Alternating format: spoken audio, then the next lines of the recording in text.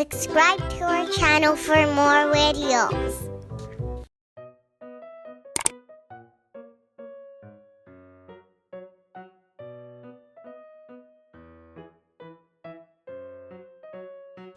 Aurora and the Helpful Dragon. "I'll race you to the lookout point," Princess Aurora called to Prince Philip as they galloped through the forest one sunny autumn morning. She sped away on her horse Moonlight, with Prince Philip close behind. Just as Aurora and Philip rounded a bend, they heard a funny noise.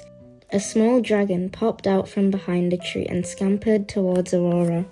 "Oh, he's so cute," Aurora exclaimed as she dismounted. "Grr," the little dragon murmured. But Philip wanted to protect his wife. "Dragons can be dangerous." The little dragon shook his head. "No, I don't think this one is," Aurora laughed. "Please, let's take him home. I'm going to name him Crackle." "He does seem like a harmless little fellow," Philip agreed.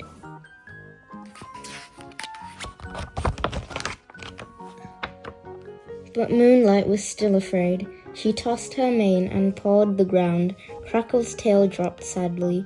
Then he grinned his funny little grin and licked Moonlight's nose with his long warm tongue. Moonlight blinked with surprise and nuzzled Crackle under the chin. The little dragon giggled. "Moonlight likes Crackle," Aurora laughed. When they arrived back at the castle, the three fairies were hanging banners for King Stefan and Queen Leah, who were coming for a ball that night. Flora gasped when she saw Crackle. "Dragons can be dangerous, Aurora. Remember the last one?" Fauna added. "Oh, I think he's sweet," Merryweather spoke up. "Grr," Crackle babbled. Just then, Crackle noticed a kitten in Fauna's work basket. Crackle looked sad for a moment. Then he saw the kitten playing with a ball of wool from the work basket, and his eyes lit up. He snatched a ball of wool with his mouth. Whoosh! It caught fire. Merryweather put the fire out with her wand. "Oh, Crackle," Aurora said gently. "You're not a kitten, you're a dragon." Crackle's lower lip trembled. Crackle listened to the cute kitten purring. Crackle scrunched up his mouth and closed his eyes. Purr, grr. The little dragon tried to purr. Clouds of smoke puffed from his nose and mouth. Achoo! Achoo! Achoo! The fairy sneezed so hard that they fluttered backwards. "Please, achoo! Stop trying to purr," Fauna exclaimed. Just then, Crackle saw Philip leading the horses into the stables. A dog followed Philip, barking and wagging its tail. Crackle wagged his tail and ran to the stables too. Woof, grr, woof, grr. He tried to bark. Flames shot from his mouth and set some straw on fire. Philip poured water on the burning straw. "You're not a dog," he said kindly, shooing Crackle away.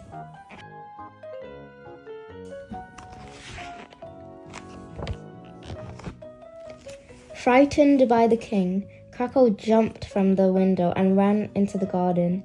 Aurora ran after him. After searching for a while, at last she found the little dragon sitting beside a water fountain. Crackle was studying a fish swimming in the lowest pool. Before Aurora could stop him, Crackle splashed into the water.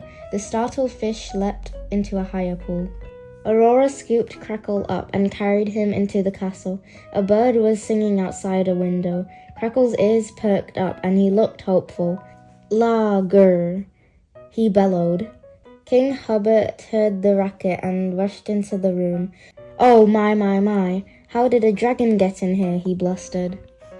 "Crackle, you're not a fish," Aurora exclaimed as she pulled Crackle from the pool.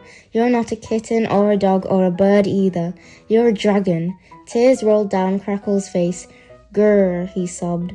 Suddenly, Aurora understood. "Do you think no one will like you because you're a dragon?" she asked. Crackle nodded and whimpered sadly.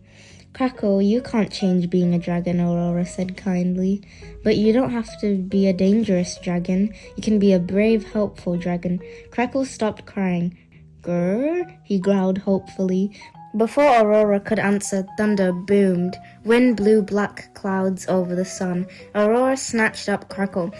She reached the castle doors just as the rain began to pour down.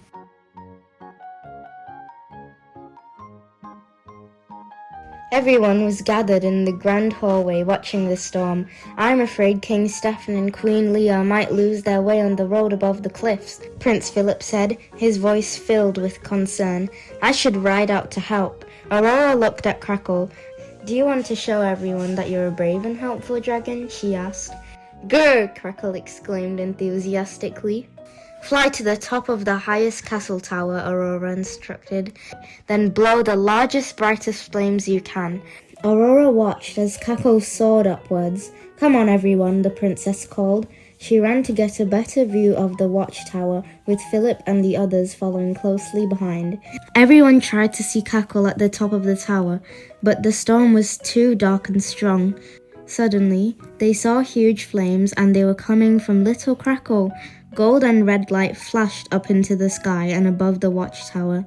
Again and again, Crackle blew his flames until at last, Philip shouted, "I see King Stephen and Queen Leah. They're almost here."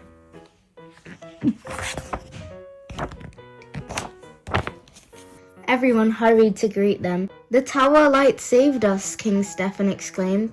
"I need one like it." At that moment, Crackle flew down happily to join in the fun.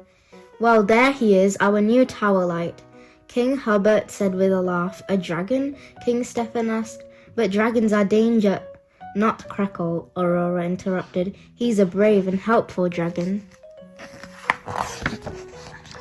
That night at the ball, Crackle lit the candles, warmed the food, and kept the fireplace blazing. King Hubert and the fairies were so pleased that they took turns scratching Crackle beneath his chin. As Prince Philip and Aurora danced, Crackle trotted beside them. Outside it was cold and stormy, but inside everyone was happy and warm, especially Crackle, the helpful dragon.